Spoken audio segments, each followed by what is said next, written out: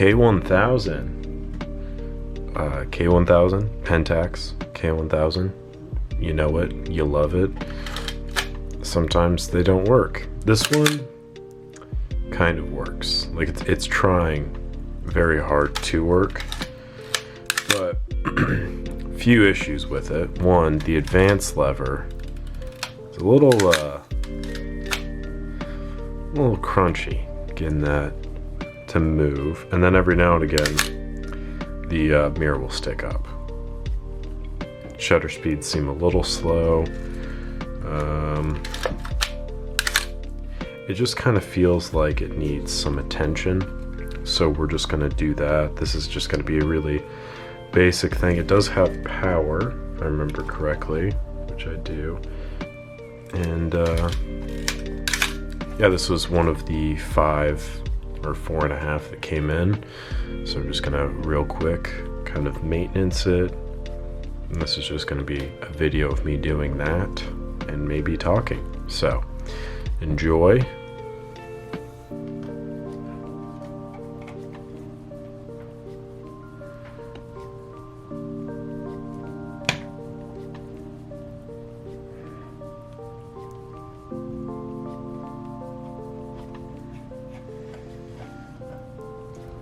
Oh my God.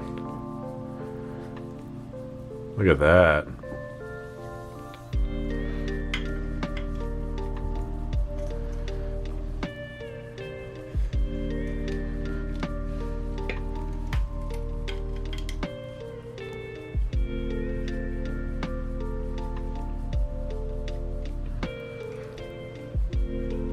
This thing is crusty. You probably can't tell, but this is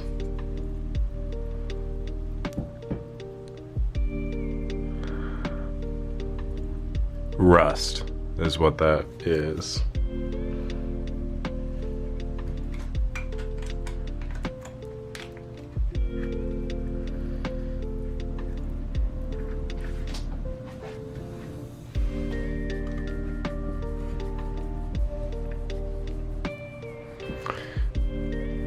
Yeah.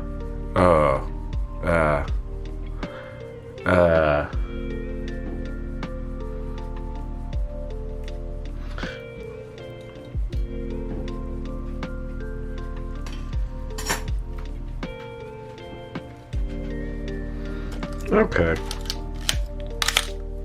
So this would probably explain some of the faults here.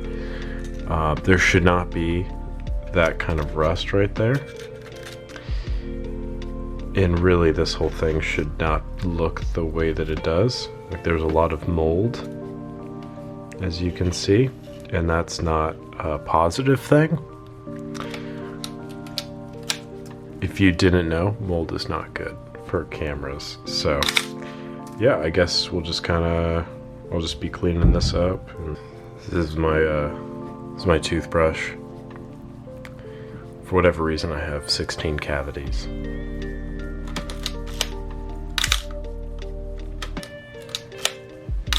Look at that. I know it's very hard to kind of illustrate, but it is running a lot smoother. And that was just kind of with some Jiminy Christmas. Basic cleaning, really.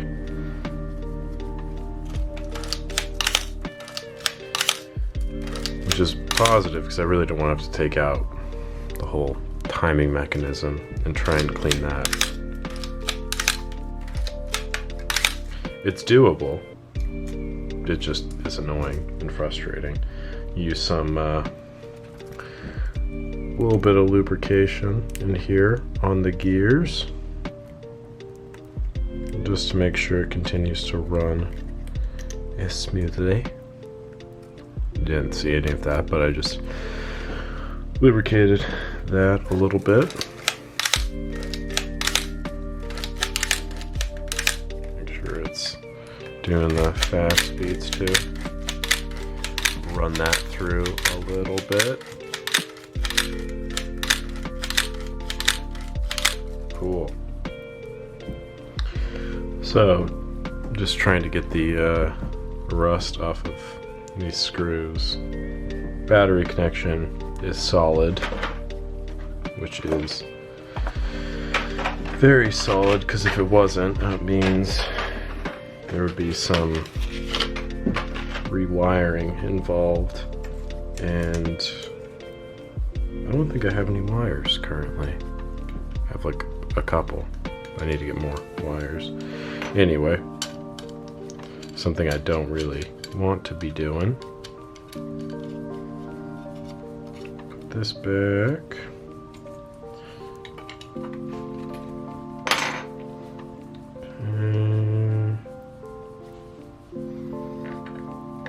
Oh, cool.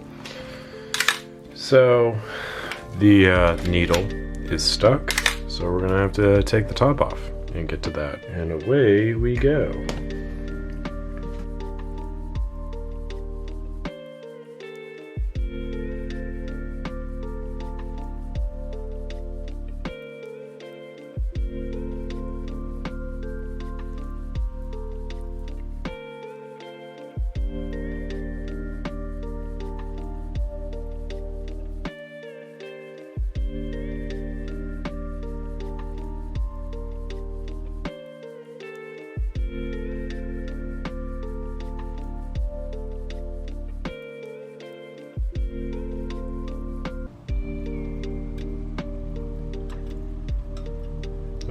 Oh my god.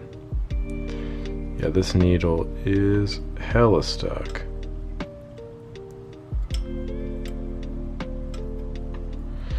Okay. So now I guess what we're gonna have to do is might have to lift this whole thing out. I do want to point out that this is the Galvin meter, or something like that.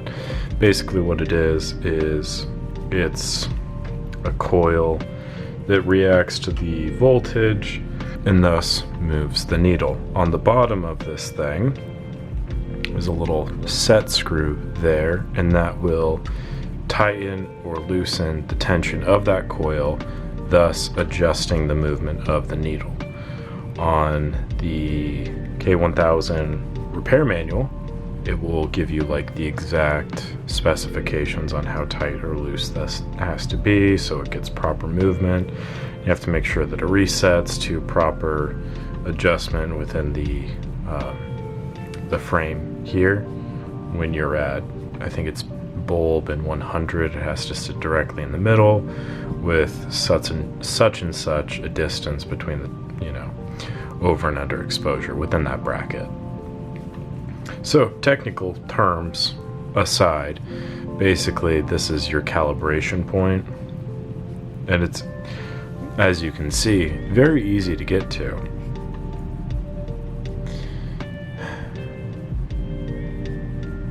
Anyway, that was a joke, but point is, I'm like 20% sure that this is good. So what I'm going to do is I'm going to kind of throw it back together a little bit, and then I'm going to put a battery in the bottom to make sure that there's some kind of movement. But first, what I want to do is just kind of put all this back together, because there's a screw with a washer that needs to be on here to ground the circuit board, so that way I don't, like, I don't know, overload a resistor or whatever, however that happens. The other thing too, with not only this but literally everything else, any other kind of repair, when you're starting to deal with like the needle, don't bend the needle, obviously. Actually, you know what, don't even do this repair.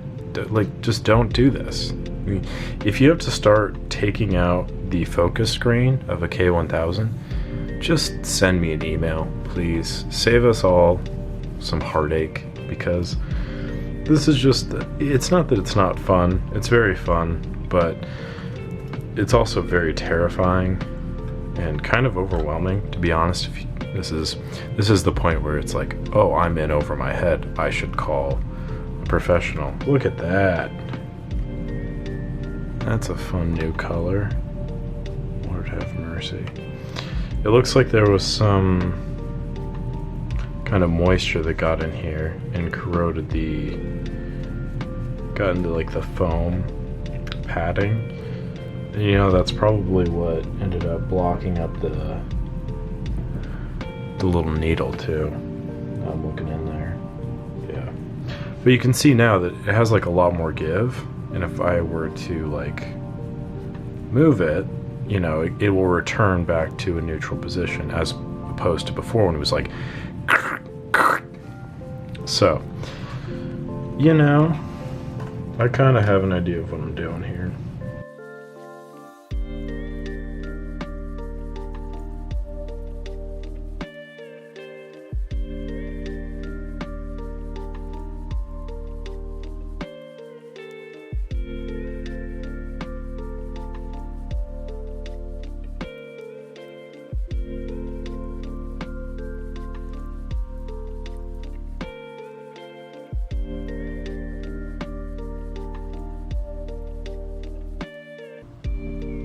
Look at that.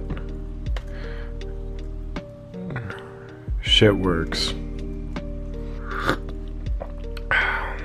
Here we have the K1000 I was working on yesterday.